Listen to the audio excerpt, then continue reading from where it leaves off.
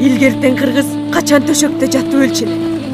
Кыргыз уулу үчүн найзанын учунда, кылычтын мизинде өлгөндөн артыгы эмне бар эле?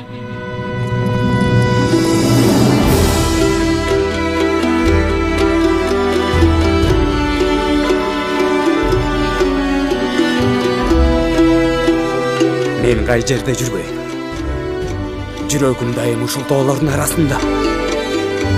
Сарбаздарыңды Капчыгайда зайбы өзү да астап коюп турган.